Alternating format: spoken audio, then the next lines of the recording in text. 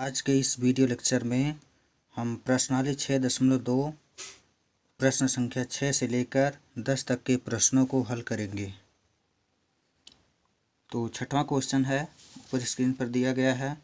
आकृति 6.21 में क्रमशः OP, OQ और OR पर स्थित बिंदु AB और C इस प्रकार हैं कि AB समांतर PQ और AC समांतर PR है। दर्शाइए कि BC समांतर QR है। तो सबसे पहले लिखेंगे ज्ञात है, इसमें जो ज्ञात है उसको लिख लेंगे। ज्ञात है AB समांतर PQ, AB समांतर PQ एवं AC समांतर PR, AC समांतर PR इतना ज्ञात है और सिद्ध करना है हमको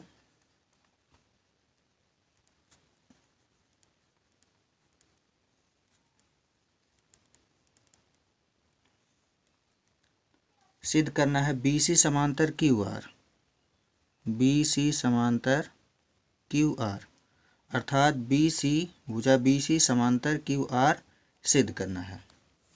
तो हम देखेंगे BC समांतर QR तभी होगा, BC समांतर QR तभी होगा जब OB अपान BQ बराबर OC अपान CR अर्थात भुजा BC भुजा OQ और OR को एक ही अनुपात में विभाजित करे, अर्थात थेल्स प्रमेय का विलोम अगर यहाँ पर लागू हो जाएगा तो BC समांतर QR हो जाएगी। चलिए इसको हल करते हैं।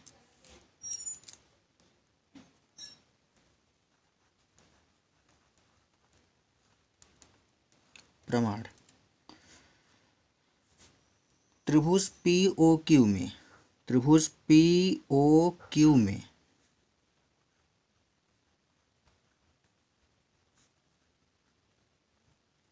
त्रिभुज POQ में दिया है AB समांतर PQ, AB समांतर PQ। अब AB समांतर PQ दिया है तो यहाँ पर हम थेल्स प्रमेय लगा सकते हैं, BPT थ्योरम लगा सकते हैं इसमें। इसलिए OB upon BQ, OB upon BQ is equal OA upon AP। इसको मान लेंगे स्टेप फर्स्ट, लिखेंगे कोष्टक में थेल्स प्रमेय से।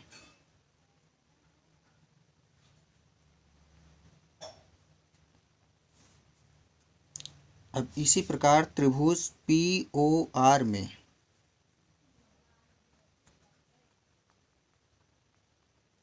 त्रिभुज POR में POR में हम देखेंगे AC समांतर PR, AC भुजा AC समांतर PR है तो हो जाएगा AC समांतर PR।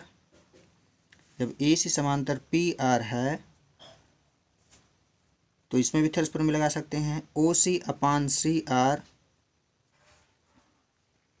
OC upon CR is equal OA upon AP। इसको सेकंड स्टेप मान लेंगे, यह भी थेल्स प्रमेय से।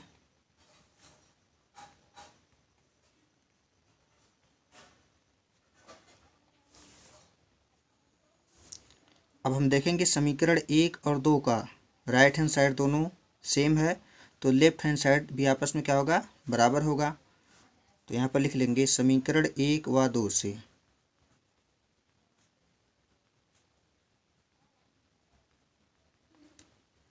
राइट हैंड साइड बराबर है दोनों का तो लेफ्ट हैंड साइड दोनों आपस में बराबर होंगे। तो हो जाएगा OB upon BQ is equal OC upon CR। अब यहाँ पर देखेंगे चित्र में OB upon BQ is equal OC upon CR। इसका मतलब त्रिभुज OQR में भुजा ओ की को बिंदु बी और भुजा ओ आर को बिंदु सी एक ही अनुपात में विभाजित करता है तो थेल्स प्रमेय के विलोम से। आगे लिख सकते हैं यहाँ पर, चूंकि बीसी रेखा ओ क्यू व ओ आर को क्रमशः को एक ही अनुपात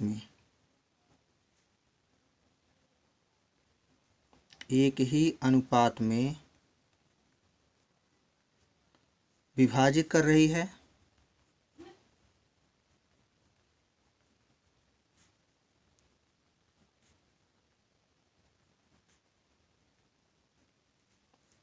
इसलिए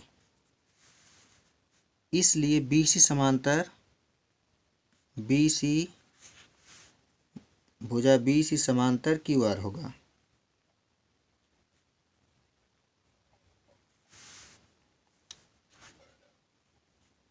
ये हो जाएगा थेल्स प्रमेय के विलोम से।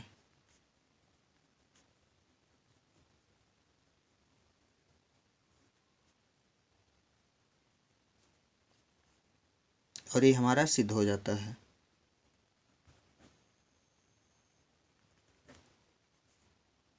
इति सिद्धम।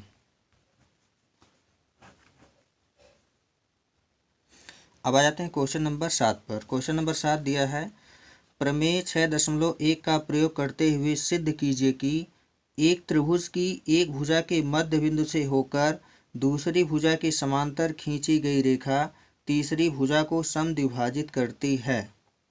और ऐसा क्वेश्चन आप लोग क्लास 9th में हल कर चुके हैं। जैसा कि इसमें दिया है, याद कीजिए कि आप इसे कक्षा 9th में सिद्ध कर चुके हैं। तो इसमें जो दिया है, एक त्रिभुज ABC, मान लेते हैं एक त्रिभुज ABC है और इसमें दिया है कि भुजा के मध्य बिंदु से होकर दूसरी भुजा के समांतर खींची गई रेखा तीसरी भुजा को समद्विभाजित करती है। तो मान लेते हैं एक इसमें जो दिया है एक त्रिभुज ABC, पहले इसको लिख लेते हैं। ज्ञात है त्रिभुज ABC व AB का मध्य बिंदु P। मान लेते हैं यहाँ पर एक बिंदु P है जो AB का मध्य बिंदु, अर्थात AP बराबर PB दिया है।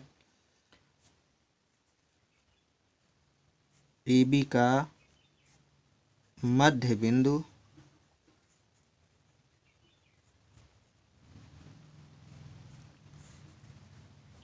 P और दिया है साथ ही साथ इसको मिला देंगे, मान लेते हैं मिला दिए, यहाँ पर ये रेखा PQ बन गई और PQ समांतर BC दिया है, PQ समांतर BC, इतना पता है।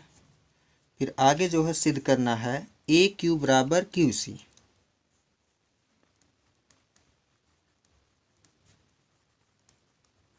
सिद्ध करना है AQ बराबर QC। अब सीधे प्रमाण पर आ जाते हैं। तो प्रमाण चूंकि PQ समांतर BC है, चूंकि PQ समांतर BC, इसलिए AP अपान PB, इस मेथड पर में लगा सकते हैं।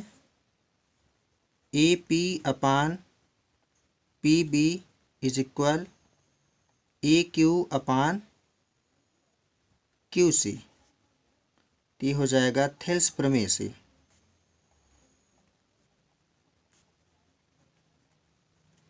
अब हमको पता है चूंकि P जो है AB का मध्य बिंदु है, इसलिए AP जो बराबर होगा भुजा AP बराबर होगा PB के।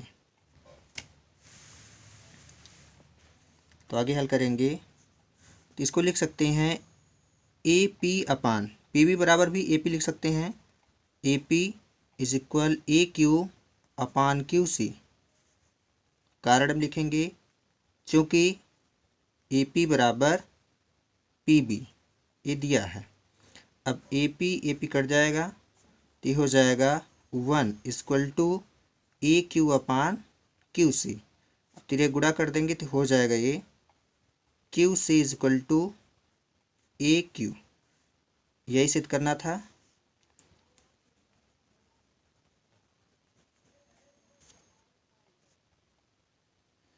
अब आ जाते हैं क्वेश्चन नंबर 8 पर। क्वेश्चन नंबर 8 दिया है प्रमेय 6.2 का प्रयोग करते हुए सिद्ध कीजिए कि एक त्रिभुज की किन्हीं दो भुजाओं के मध्य बिंदुओं को मिलाने वाली रेखा तीसरी भुजा के समांतर होती है। याद कीजिए कि आप इसे कक्षा 9th में सिद्ध कर चुके हैं। इसमें एक त्रिभुज ज्ञात है और त्रिभुज के किन्हीं दो भुजाओं का मध्य बिंदु ज्ञात है। जैसे मान लेते हैं एक त्रिभुज ए बी सी है और ए बी का जो मध्य बिंदु मान लेते हैं P है और ए सी का जो मध्य बिंदु मान लेते हैं Q है। अर्थात ए पी जो बराबर है पी बी के बराबर है और ए क्यू जो बराबर है क्यू सी के बराबर है। और फिर रचना कर लेते हैं, पी क्यू को मिला देंगे। तो सबसे पहले जो ज्ञात है उसको लिख लेते हैं। ज्ञात है इसमें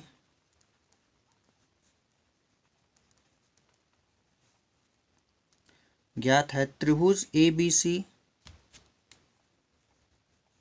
त्रिभुज ए बी सी और ए बी का मध्य बिंदु P, ए बी का मध्य बिंदु P, ए बी का मध्य बिंदु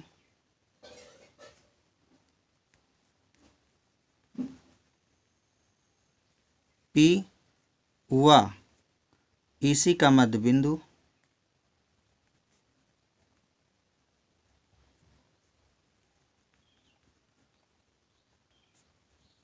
Q। इतना पता है और सिद्ध करना है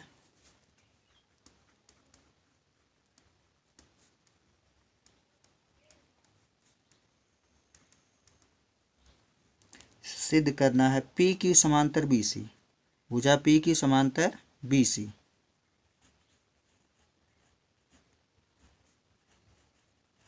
इतना सिद्ध करना है P Q भुजा P Q समांतर बी सी। रचना क्या करेंगे इसमें, रचना हम ऑलरेडी पहले ही कर चुके हैं। P Q को मिलाया,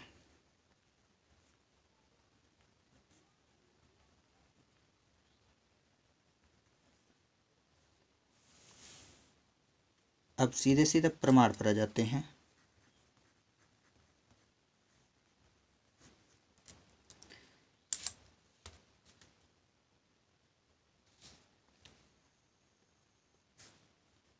भुजा AP और PB का अनुपात पहले ज्ञात करेंगे। AP अपान PB बराबर करेंगे AQ अपान QC। ऐसा हम इसलिए कर रहे हैं क्योंकि अगर PQ समांतर BC सिद्ध करना है तो अनुपात इसको बराबर सिद्ध करना पड़ेगा। थेल्स प्रमेय का विलोम यही है। तो चूंकि P जो है AB का मध्य बिंदु है तो इसलिए AP बराबर क्या होगा, AP बराबर PB।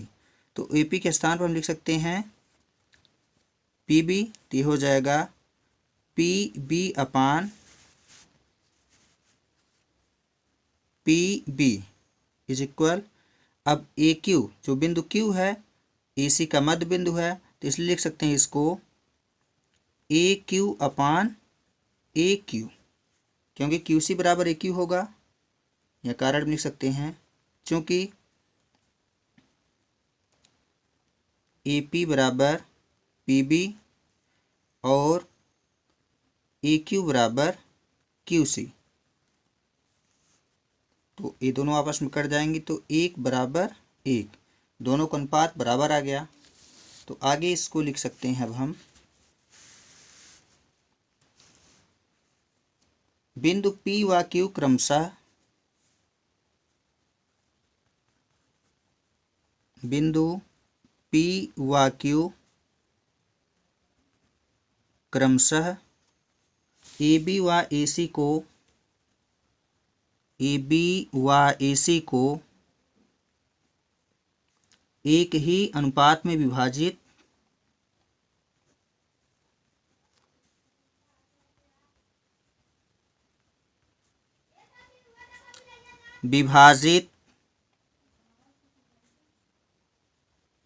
कर रहा है,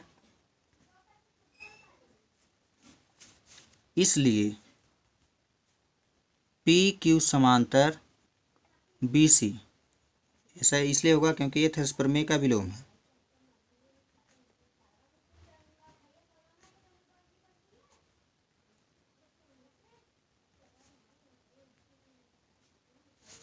यही सिद्ध करना था, पी क्यू समांतर बी सी, ये सिद्ध हो गया। अब आ जाते हैं क्वेश्चन नंबर 9 पर। क्वेश्चन नंबर 9 दिया है ए बी सी डी एक समलंब है जिसमें ए बी समांतर डी सी तथा इसके विकर्ण परस्पर बिंदु ओ पर प्रतिच्छेदित करते हैं। दर्शाइए कि A O upon B O is equal C O upon D O है। इसमें दिया है एक चतुर्भुज ए बी सी डी एक समलंब है जिसमें भुजा ए बी समांतर जो है, भुजा ए बी समांतर डी सी की है, भुजा ए बी समांतर डी सी, और सिद्ध करना है A O upon B O is equal C O upon D O. तो सबसे पहले जो ज्ञात है उसको हम लिख लेते हैं। यहाँ पर लिखेंगे ज्ञात है समलंब ए बी सी डी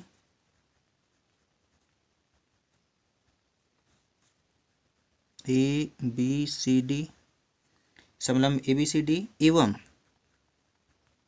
और जो ज्ञात है ए बी समांतर डी सी, इतना ज्ञात है।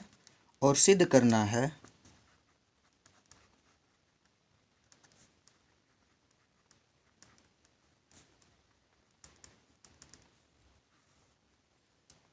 इसमें जो सिद्ध करना है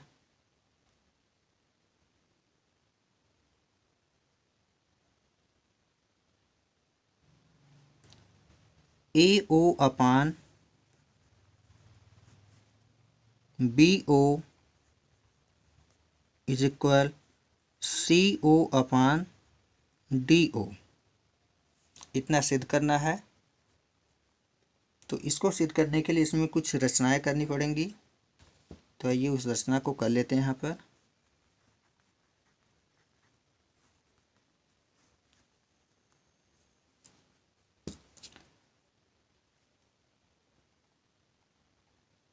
रचना में हम ए बी के समांतर, भुजा ए बी के समांतर एक रेखा खींचेंगे जो इसके बिंदु ओ से जाएगी।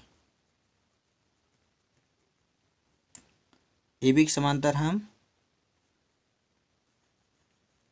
यम ओ खींचा, ए बी के समांतर यम ओ खींचा। तो लिखेंगे यहाँ पर ए बी के समांतर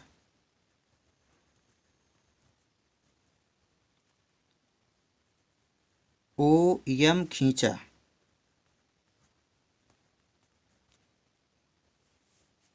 अब आ जाते हैं प्रमाण पर।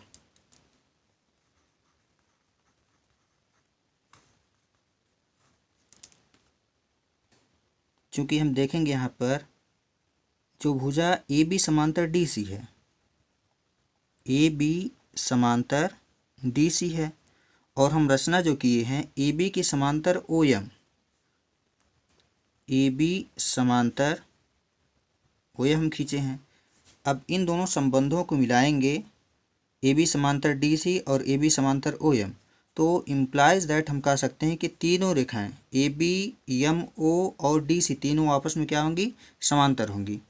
तो लिख सकते हैं ए बी समांतर ओ एम समांतर डी सी, तीनों भुजाएं आपस में समांतर होंगी। तो अब त्रिभुज आ जाते हैं, त्रिभुज ए डी सी में, ए डी सी में, ए डी सी में, त्रिभुज ए डी सी में अब हम देखेंगे चूँकि यम ओ समांतर डी सी होगा, यम ओ या ओ यम समांतर डी सी होगा, तो इसमें थेल्स प्रमेय लगा सकते हैं। तो हो जाएगा A M upon M D, A M upon M D is equal A O upon O C, A O upon O C, O C या सी ओ,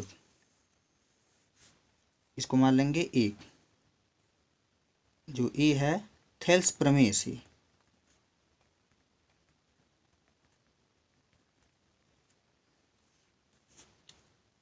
उसी प्रकार अब त्रिभुज ए डी बी में, ए डी बी में अब आ जाते हैं त्रिभुज ए डी बी में, त्रिभुज ए डी बी में अब त्रिभुज ए डी बी में हम देख रहे हैं यम ओ समांतर ए बी, यम ओ समांतर ए बी, तो इसमें भी थेल्स प्रमेय लगाएंगे तो ये हो जाएगा A M upon M D, A M upon M D is equal B O upon D O, B O upon D O, इसको स्टेप सेकंड मान लेंगे, यह भी थेल्स प्रमेय से ही है। अब हम देखेंगे समीकरण 1 और 2 दोनों का लेफ्ट हैंड साइड दोनों सेम है, तो राइट हैंड साइड भी आपस में क्या होगा, बराबर होगा। यहाँ पे लिख लेंगे समीकरण 1 व 2 से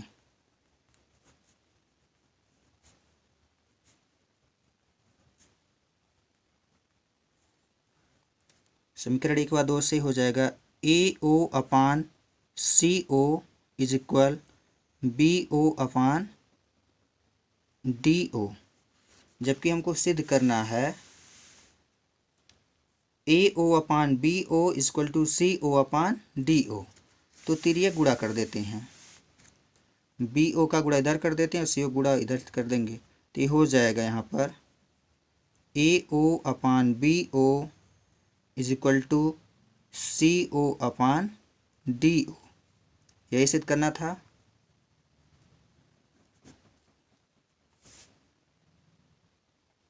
अब आ जाते हैं क्वेश्चन नंबर 10 पर। क्वेश्चन नंबर 10 दिया है एक चतुर्भुज ए बी सी डी के विकर्ण परस्पर बिंदु O पर इस प्रकार प्रतिच्छेद करते हैं कि A O upon B O is equal C O upon D O है, और सिद्ध करना है इसमें दर्शाइए कि ए बी सी डी एक समलंब है।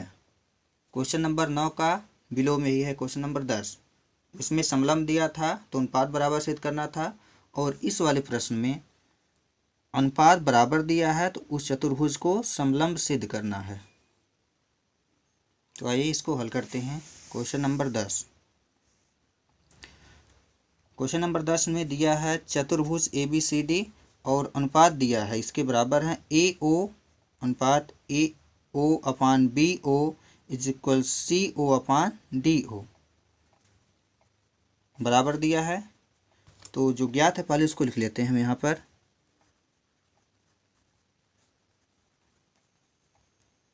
ज्ञात है चतुर्भुज ए बी सी डी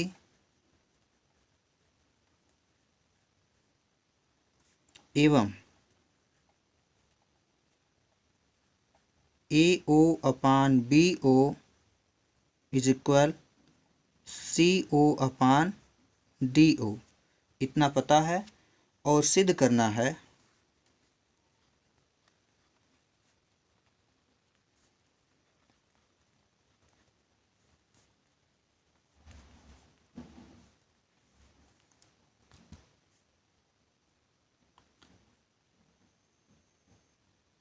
चतुर्भुज ए बी सी डी एक समलंब है, चतुर्भुज ए बी सी डी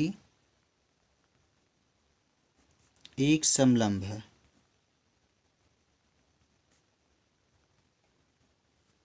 अर्थात यह चतुर्भुज ए बी सी डी समलंब तभी होगा जब इसकी चारों भुजाओं में से आमने सामने की कोई दो भुजाएं समांतर हो जाएं।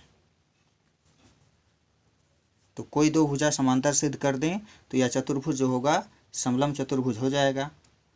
तो इसमें रचना भी कर लेते हैं। रचना वही करेंगे जो क्वेश्चन नंबर 9 में किए थे। रचना क्या करेंगे, डीसी के समांतर पीओ खींचा, एक रेखा खींच लेते हैं, इसका नाम पी रख देते हैं। यहाँ पर उसमें एम था, इसमें पी रख देते हैं। तो रचना में लिख लेंगे यहाँ पर डीसी के समांतर पीओ खींचा, भुजा डीसी ये है, डीसी के समांतर पीओ,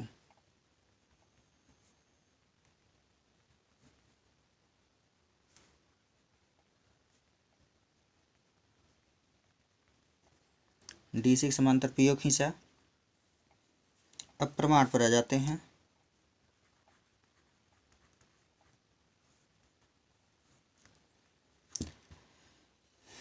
त्रिभुज ए डी सी में,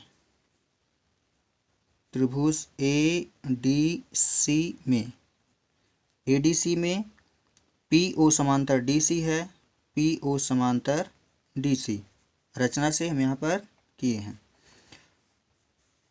अब देखेंगे अगर पीओ समांतर डीसी है तो इसका मतलब है कि इसमें हम थेल्स प्रमेय लगा सकते हैं। तो हो जाएगा A P upon P D is equal A O upon C ओ।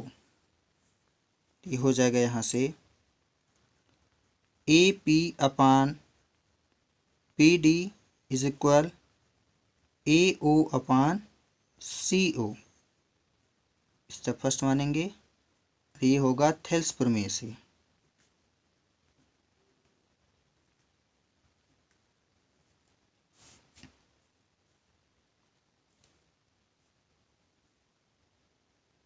चूँकि हमें ज्ञात है A O upon B O is equal C O upon D O, तो किसी तरह से ए ओ अपान सी ओ इसको पक्षांतर करके त्रिज्या गुणा करके लिख लें।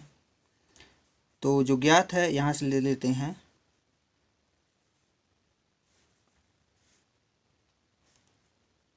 इसको समीकरण 2 मान लेते हैं, इसको समीकरण यहाँ पर 1 ही मान लेते हैं। तो समीकरण 1 से लिखेंगे, समीकरण 1 से, समीकरण 1 जो दिया है यहाँ पर A O upon B O is equal C O upon D O, तो त्रिज्या गुणा कर लेते हैं। तो हो जाएगा ए ओ, सी इधर हो जाएगा तो upon C O is equal, B O इधर चला जाएगा तो हो जाएगा B O upon D O. तो इसको 3 मान लेते हैं। समीकरण 2 व 3 से देखेंगे, समीकरण दूसरे का राइट हैंड साइड और समीकरण तीसरे का लेफ्ट हैंड साइड दोनों आपस में बराबर है। तो समीकरण 2 का लेफ्ट हैंड साइड और समीकरण 3 का राइट हैंड साइड दोनों आपस में बराबर होगा। तो यहाँ पर लिखेंगे समीकरण 2 व 3 से, समीकरण 2 व 3 से लिखेंगे तो हो जाएगा A P upon P D is equal B O upon D O. अब हम देखेंगे A P upon P D, A P upon P D is equal B O upon D O, B O upon D O.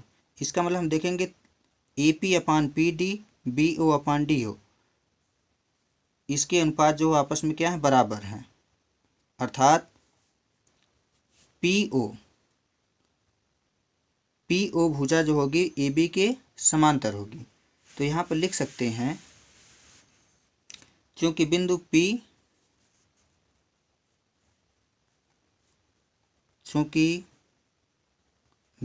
P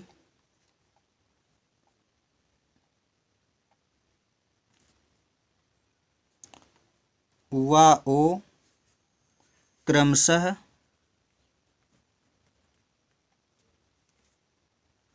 इसको अंदर कर लेते हैं, क्रमशः A D व डी बी को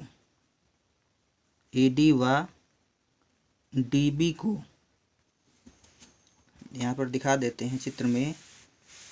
बिंदु P व O, पी व ओ ए डी व डी बी को, बिंदु पी व ओ ए डी व डी बी को एक ही अनुपात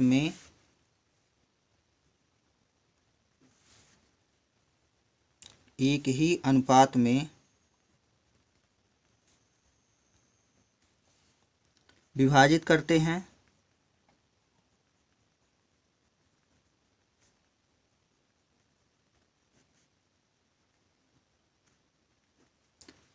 इसलिए डी ओ समांतर, इसलिए जो होगा भुजा पी ओ समांतर ए बी होगा, पी ओ समांतर ए बी। अब हम यहाँ पर सिद्ध कर दिए हैं पी ओ समांतर ए बी, पी ओ समांतर ए बी, और यहाँ पर जो हम रचना की थी पी ओ समांतर डी सी एवं पी ओ समांतर डी सी। अब इन दोनों संबंधों को ध्यान से देखेंगे, पी ओ समांतर ए बी और पी ओ समांतर डी सी, तो इसका मतलब ये है कि ए बी समांतर क्या होगा, D C, implies that A B समांतर डी सी, यही सिद्ध करना था। अब ए बी समांतर डी सी है, यहाँ पर हम देखेंगे ए बी समांतर डी सी है, इसका मतलब चतुर्भुज ए बी सी डी एक समलंब है, अर्थात चतुर्भुज ए बी सी डी एक समलंब है, यही सिद्ध करना था।